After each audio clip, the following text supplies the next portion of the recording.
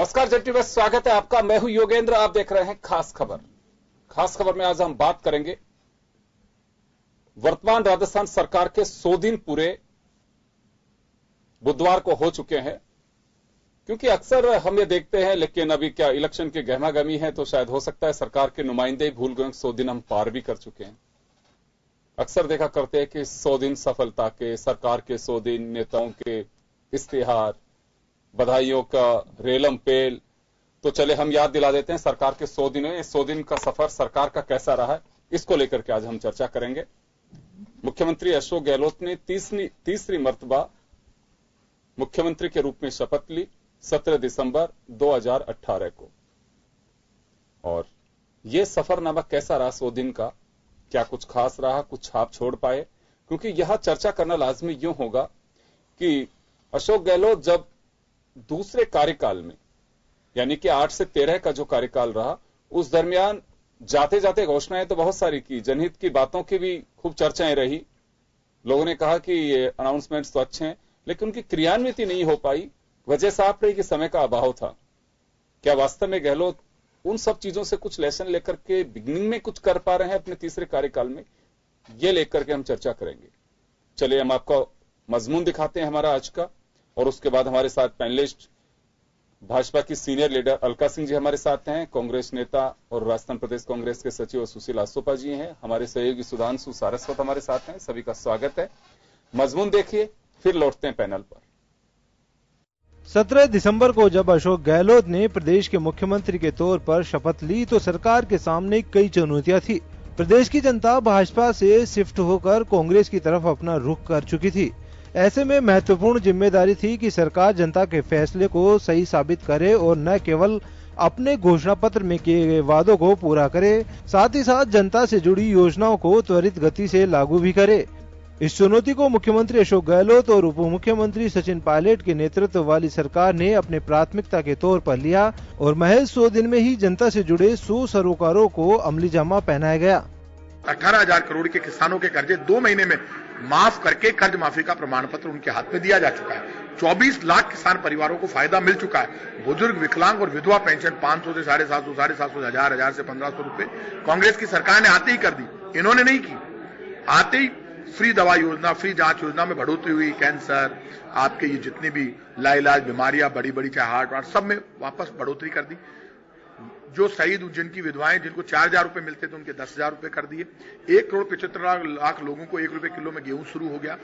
और इसी के साथ आप ये मानकर चलिए, जो वादे हमने किए यूथ से कि भाई 3,000 रुपए बॉयज को भत्ता, बेरोजगारी भत्ता चालू हो गया, 3500 रुपए लड़कियों को, गर्ल्स को बेरोजगारी भत्ता हमने शुरू कर दिया।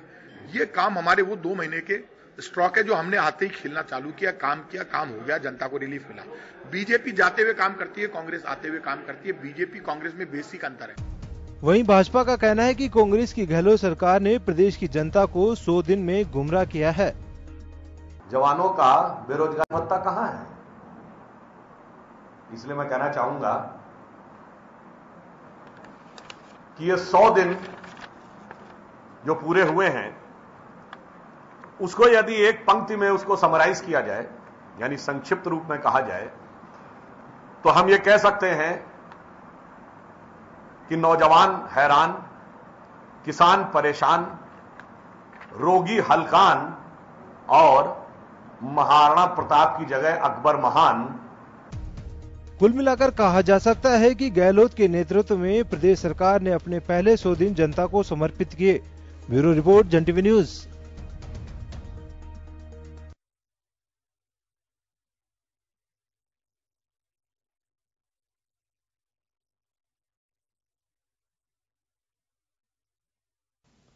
तो चले सरकार के 100 दिन, परिवहन मंत्री प्रताप सिंह खाचरियावास दावा कर रहे हैं कि हमने 10 दिन में किसानों का कर्ज माफ किया है। लाइलाज बीमारियों के खर्चा कमाए मरीज के परिजनों पर, उसके लिए हमने प्रयास किया है। लगातार जो 100 दिन है जनता को समर्पित किए हैं। अलका सिंह जी, आपके पास आना चाहूंगा। सुधांशु त्रिवेदी आपकी पार्टी के राष्ट्रीय प्रवक्ता हैं, उन्होंने कहा है कि 100 दिन में कोई भी एक ऐसा वर्ग नहीं है जो ये विश्वास कर सके कि सरकार ने कुछ किया है। लेकिन इधर कांग्रेस की ओर से भी, सरकार की ओर से दावा किया जा रहा है कि हमने एक बार फिर 5 साल किसानों की बिजली की दरें नहीं बढ़ेंगी, उसका अनाउंसमेंट किया है। मार्च से ही बेरोजगारी भत्ता शुरू कर दिया गया है। ये जो दावे हैं मैं उनकी बात कर रहा हूं। 1 रुपए किलो गेहूं की बात कही जा रही है। तो कई ऐसी घोषणाएं हैं जो ये लोग कह रहे हैं कि गाय का अनुदान, प्रतिदिन जो चारे का एक अनुदान मिलता था उसमें इजाफा किया। तो कई ऐसे अनाउंसमेंट्स हैं जो सरकार कह रही है कि हमने शुरू में ही जनता को तोहफे दिए हैं। देखिए, एक सबसे बड़ा तोहफा दिया है इन्होंने झूठ का। ये झूठ पे इनकी पूरी आधारित सरकार है।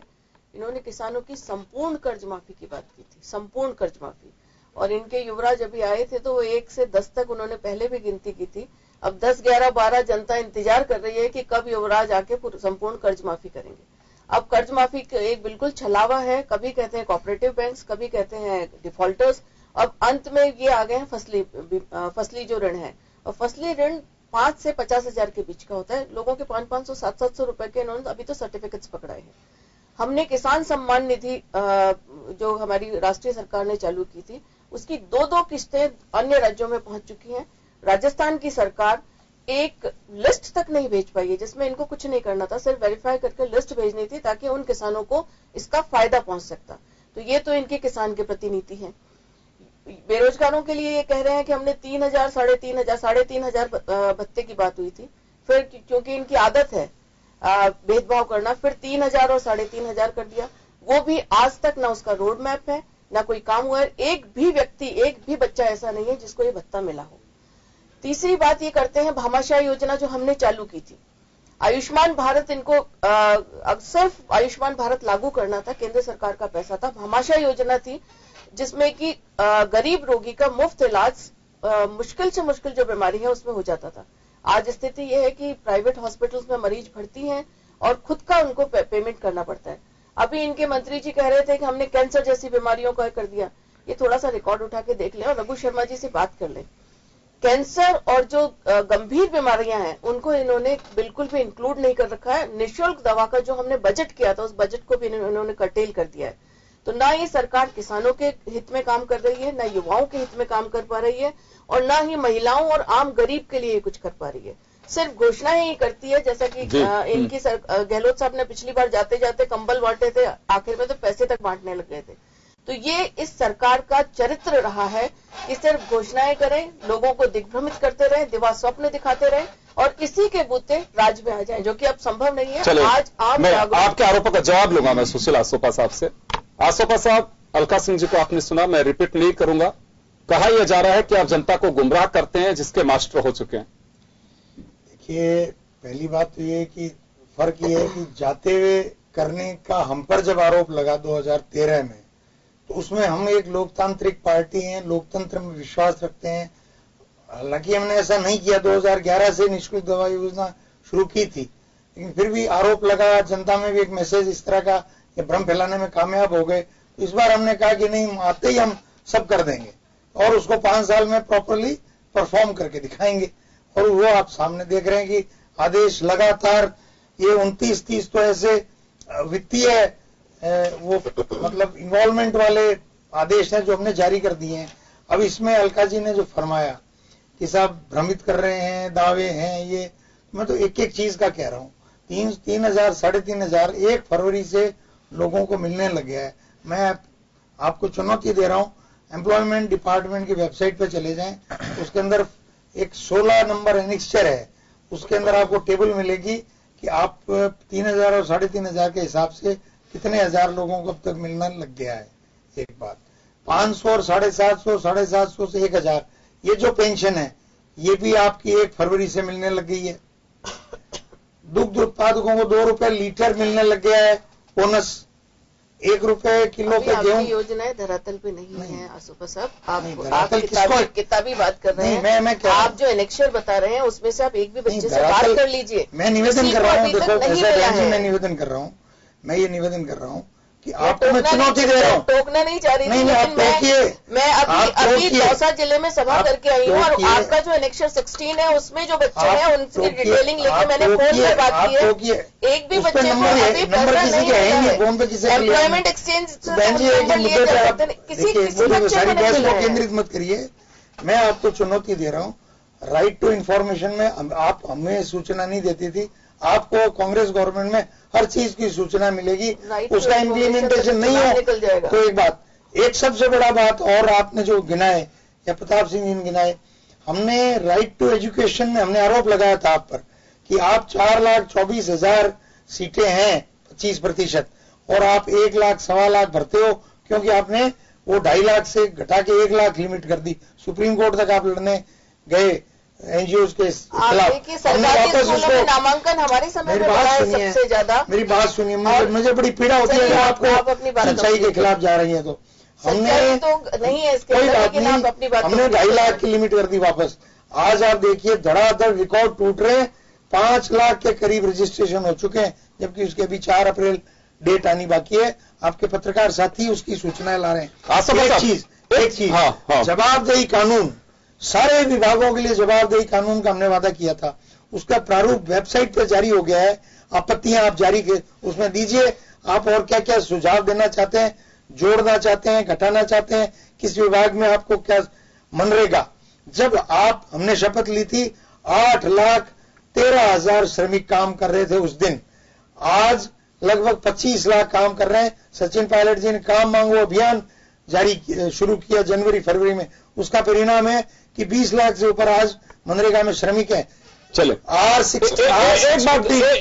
छोटा सा सवाल है छोटा सा सवाल है मेरा आपसे। लगातार बीजेपी यह आरोप लगा रही है, राहुल गांधी जी से भी सवाल राज्यवर्धन सिंह राठौड़ ने पूछा था कि केंद्र सरकार ने किसान सम्मान निधि देने के लिए स्टेट गवर्नमेंट से सूची मांगी थी, तो ये कहा जा रहा है कि आप लोगों ने सूची प्रोवाइड नहीं करवाई, इसी वजह से राजस्थान के किसान को उसका लाभ नहीं मिल पा रहा। देखिए 32 लाख लोगों का डाटा अपलोड हो चुका है और उसकी जांच चल रही है। आपको विद इन ए वीक उसका परिणाम आ जाएंगे कि भारत सरकार को सूची चली है, ये आपको सामने परिणाम आ जाएंगे। उसका अगर वेरिफिकेशन किए बिना भेजना है तो हम कल आज शाम को भेज देते हैं, भाजपा बता दे बिना वेरीफाई करने ये भेजना है क्या, भाजपा बता दे। दूसरे स्टेट्स में तो सेकंड किस्त आ रही है, सेकंड किस्त काल्पनिक बात नहीं है, ऑन रिकॉर्ड बात कर रहे हैं। इसको डिबेट को वेबसाइट खोल के भी देख लेते हैं, आप देख लीजिए। कुछ लाख लोगों को मिला है, कुछ महाराष्ट्र में सेकंड किस्त जा रही है। बात आप हमेशा करते हो संपूर्ण कर्ज माफी की, उसको आपके दर्शकों को भी मैं एजुकेट करना चाह रहा हूं, उनको भी कहीं गलतफहमी आपने पैदा कर दी हो। 2 लाख रुपए का जो फिगर है, सीलिंग लिमिट कितनी होती है किसान की, सिंचित क्षेत्र में 48 बीघा, असिंचित क्षेत्र में 60 बीघा।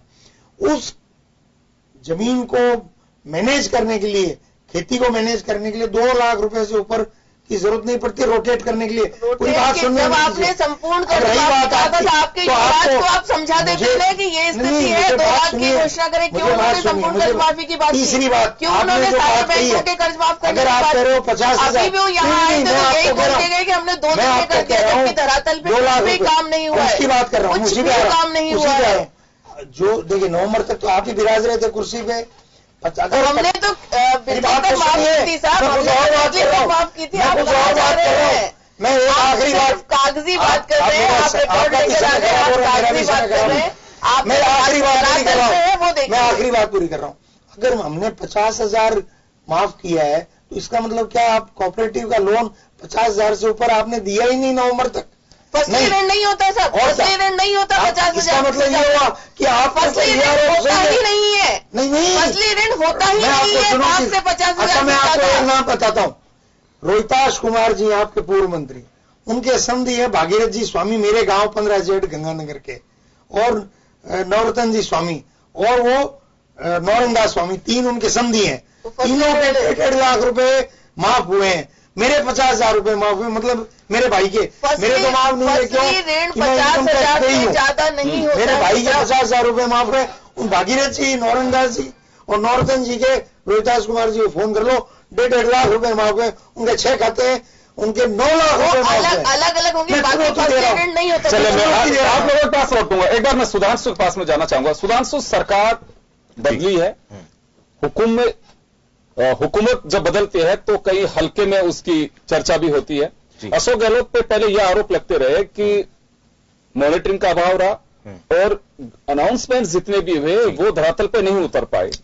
अभी क्या लगता है कि 100 दिन में जैसे अनाउंसमेंट्स किए इन्होंने कि पानी की एक लिमिट तय कर दी कि इसके ऊपर आपको बिल देना, उससे नीचे का नहीं देना, कृषि कनेक्शनों में आपका बिल में कोई इजाफा नहीं होगा, ये अनाउंसमेंट पहले भी किया था जब पहले कार्यकाल के दरमियान।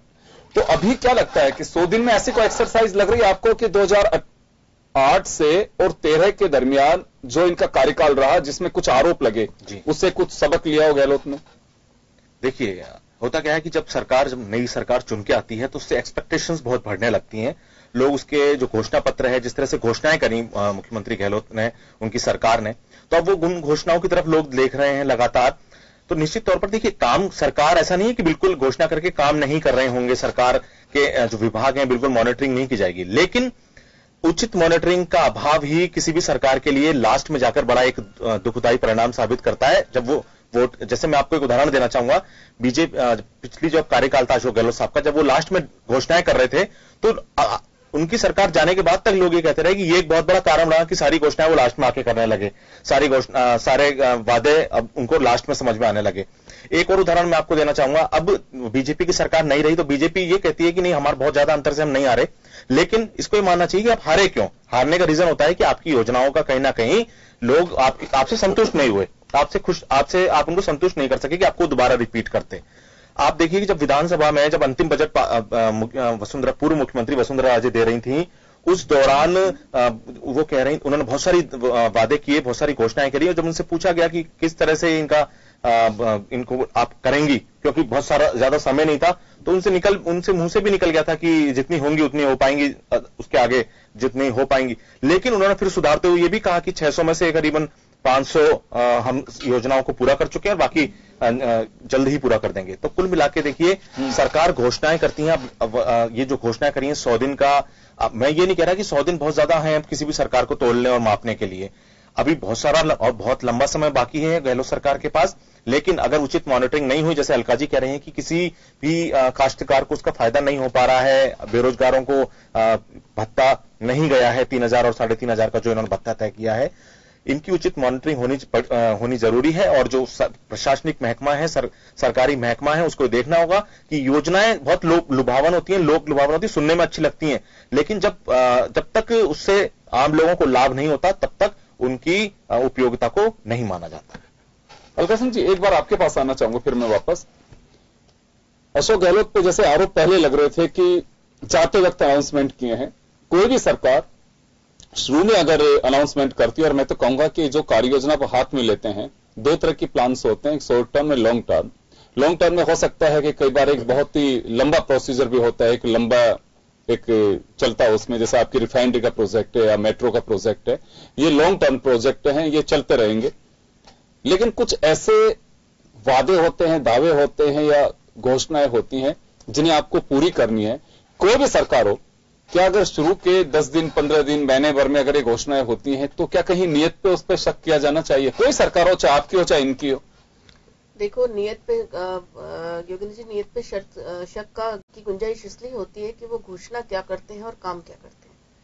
घोषणा में और काम में बहुत अंतर होता है, तो निश्चित रूप से नियत पर शक होती है। दूसरा, अभी जो विकास के काम हम लोगों ने चालू किए थे, जिनके टेंडरिंग भी हो गई थी, जिनके वर्क ऑर्डर्स भी हो गए थे, वो काम भी मेलाफाइड है या क्या है मुझे नहीं मालूम, वो भी सारे काम आज रुके हुए पड़े हुए हैं। तो एक तरह से विकास पूर्ण रूप से रुका हुआ है और सरकार घोषणाओं पे घोषणाएं कर रही है।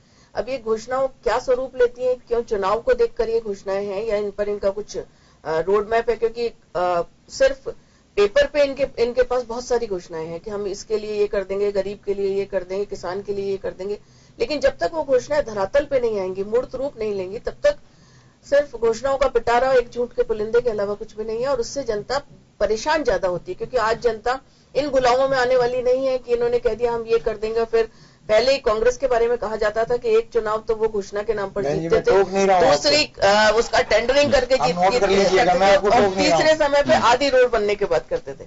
तो ये कांग्रेस का कल्चर रहा है लेकिन अब जनता जागरूक हो लेकिन चुकी कुछ है। एक चीजें जो जनता की जागरूकता का प्रभाव समझिए, कुछ ही समझिए इसको कि बिगिनिंग में अगर कोई गवर्नमेंट कुछ अनाउंसमेंट करती है, योजना लेकर के आती है, तो क्योंकि समय काफी होता है उनके पास में, और ये नहीं कह सकते कि हमने घोषणाएं की हैं, जब 5 साल कंप्लीट करते हैं तो चलिए लास्ट के 3 महीने 4 महीने 5 महीने में तो कोई करता है तो समझिए बैठता है। पब्लिक बहुत स्मार्ट हो गई है कि वो देखती है सब चीजों को, कितना काम हुआ कितना नहीं हुआ।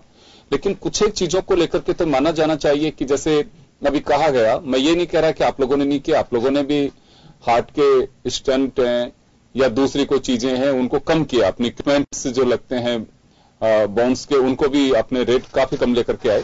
कैंसर की दवा जिसको लेकर अशोक गहलोत ने कहा कि ये एक ऐसी पीड़ा है समाज के अंदर, बीमारी जो किसी के भी संभव है और मलेरिया की तरह ये फैल रही है, जो उनका एक अनाउंसमेंट था कि इसमें सरकार वहन करेगी इसकी जो दवा है, एक पर्टिकुलर कुछ दवाओं को। आप लोगों ने कहा कि दवाई ही कम कर दी, तो दो बातें सामने आ रही हैं। आप लोगों का आरोप है कि दवाएं कम कर दी गई हैं, जबकि सरकार का दावा है कि दवाइयां आप लोगों के वक्त कम की हुई थी, हम वापस उसी रूट पे लेके आ रहे हैं। नहीं, देखिए हमने तो 3 गुना बजट बढ़ाया था इस निःशुल्क दवा का। ये अलग बात है कि इनकी एक पर्टिकुलर जगह से दवा की सप्लाई होनी थी, हमने उसको ओपन मार्केट में किया, और हमेशा सारी जो भी असाध्य बीमारियां हैं उनके इलाज के लिए थी। लेकिन आज ना कैंसर की बीमारियों का ये बातें दावा जरूर बड़ा बड़ा करते हैं, लेकिन कैंसर, आप स्वाइन फ्लू देखिए, स्वाइन फ्लू को ये आज तक काबू नहीं कर पाए हैं। निश्चित बार बार इनकी जो संख्या है, रिकॉर्ड संख्या में मौतें हो चुकी है। आप उनको तो स्वीकार करिए, आप उसको स्वीकार भी नहीं करते। ना मॉनिटरिंग की आपकी कोई व्यवस्था थी, ना इलाज की कोई व्यवस्था थी। तो निश्चित रूप से सिर्फ घोषणाएं करके और झूठे वादे करके अगर ये इस तरह से काम करते रहेंगे, अच्छे काम करते हैं तो हम इनका सकारात्मक सहयोग करने के लिए तैयार हैं, लेकिन अच्छे काम करें तो सही। सिर्फ घोषणाएं कर करके अगर ये जनता को बरगलाने का प्रयास करेंगे तो भारतीय जनता पार्टी इन सारी चीजों का विरोध करती है। अभी आसो पास आपसे पूछेंगे, अच्छे काम बता दीजिए कौन कौन से हमें करने चाहिए, पार्टी स्तर पे बताएंगे। एक चीज और मैं कहना चाहूंगी, अभी ये राइट टू एजुकेशन की बात कर रहे थे।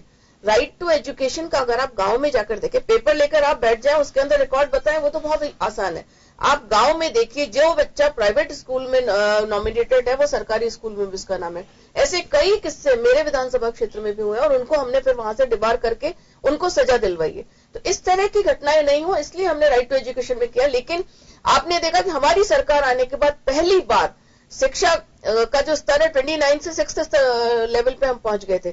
सरकारी स्कूलों का नॉमिनेशन, जबकि सरकारी स्कूल में लोग अपने बच्चों को नहीं पढ़ाते हैं। बहन जी, आप सारी रिपोर्ट आपकी कागजी बातें बहुत होती है, आप पढ़ते हैं। एक बार अब जवाब, हाँ बताइए। आसोपा साहब, पहली बात तो मैं इस बात की चुनौती दे रहा हूँ, आप यहाँ डिबेट्स में पिछले 6 महीनों में वो खूब योजनाओं के पुलंदे लाते थे मोटे मोटे बीजेपी वाले। वो बीजेपी कार्यालय में पड़े ही होंगे। 73 एमएलए आपके बने हुए हैं, है ना, बाकी एमएलए आपके नहीं भी, तो उनमें से जो 73 विधानसभा है ना, उसके आगे टिक करवा लो फील्ड में कि हमने कौन कौन से टेंडर किए हुए बंद कर दिए, और उसके एक नई बुक मैं मेरे विधानसभा क्षेत्र का ही बता देती हूँ साहब। मैं छुट्टी ले लूँ, मैं मेरे विधानसभा क्षेत्र का ही बता देती हूँ। आप मेरे से ही बात कर रहे हैं, आप मेरे से ही बात कर रहे हैं, मैं आपका जवाब दे रही हूँ। मैं भी आपका सम्मान रखिए, मैं भी आपका सम्मान करती हूँ, लेकिन मैं अपने विधानसभा क्षेत्र की बात कर रही हूँ। जितेंद्र श्रीवाणी हमारे सम्मानित सदस्य, एक बार हाँ बोले, आप मुझसे ही क्वेश्चन कर रहे हो, उसका जवाब दे रही हूँ। सुझाव दे रहा हूँ बहन जी, बोले शांत रहिए। मैं शांत हूँ, 4.5 साल पढ़े, मैं शांत हूँ। सुनिए, मैं सुझाव दे रहा हूँ कि 73 विधायकों से वो टिक करवा लो कौन कौन से काम हमने बंद कर दिए, और एक ब्लू बुक जारी कर दो, प्रेस कॉन्फ्रेंस करो, मर्जी है आपके दफ्तर में, और बताओ कि हमने ये ठेके आपके जारी किए बंद कर दिए, ये टेंडरिंग प्रोसेस हमने बंद कर दिया, या आपकी सैंक्शनड स्कीम का हमने ठेका नहीं लगाया। क्या बात कर रही हो? ऐसे ही कुछ भी मन में आएगा, कुछ भी नहीं। मैं अभी रिकॉर्ड बता दूंगी आपको, अभी प्रेस कॉन्फ्रेंस करो, जारी करो, आप निश्चिंत रहो, वो काम भी होगा। बोलो मत, दिखाओ कैसे लोगों को बुकलेट जारी करो। एक बड़ी बात है, मैं कोई एक छोटा सा गंभीर बात बोल रहा हूँ, मैंने बाड़मेर से गंभीर बात बोल रहा हूँ। मैंने दूसरी बात, हाँ बताइए, भामाशाह, बार बार कह रही हूँ भामाशाह और आयुष्मान। खुद मुख्यमंत्री वसुंधरा राजे जो पूर्व मुख्यमंत्री हैं, उन्होंने लिख के भेजा, मैं तो भामाशाह को ही अप स्केल करूंगी, मुझे आयुष्मान नहीं चाहिए। अब वो सारी कहानी हमारे मत्थे आप डाल गए तो हम उसको सॉल्व आउट कर रहे हैं, भामाशाह के अंदर स्वास्थ्य बीमा योजना बंद नहीं है। जो भामाशाह योजना चल रही थी वो जब तक मुझे सुन लीजिए, क्योंकि आपसे ज्यादा पढ़ के आता हूं मैं, क्षमा करना आप पढ़ कह रहा हूं, सभी बातें करते हैं। हम ये है कि जब चुनाव समाप्त हो जाएंगे, क्योंकि उसके बीच में आचार संहिता है, हम तय करेंगे कि भामाशाह को अब स्केल करना है या आयुष्मान को करना है। क्यों कि अगर आयुष्मान में चलते हैं तो उसके अंदर भी शिकायतें आने लग गई है बहुत सारी दूसरी तरीके की, और भामाशाह में ऑलरेडी करप्शन की चल ही रही है, तो उसको कैसे करना है, नेट उस कॉकस को कैसे तोड़ना है, वो भी एक हमारी पहल चल रही है उसमें। दो बात। तीसरी बात आपने कही कि साहब हमने किया नहीं है ये इंप्लीमेंट। 1 अप्रैल का जो बिल है पानी का बिल गांवों में वो 0 आएगा। 1 अप्रैल को बिल जारी नहीं होगा। ग्रामीण राजस्थान में जो फ्लैट रेट कनेक्शन है 99% कनेक्शन फ्लैट रेट है। गांव में कोई उद्योग है, किसी की दुकान है, उसके तो मीटर हो सकता है। समय बहुत कम है। महिलाओं की शिक्षा निःशुल्क की फीस बंद हो गई, और कैसे इंप्लीमेंट होता है? मैं एक छोटा सा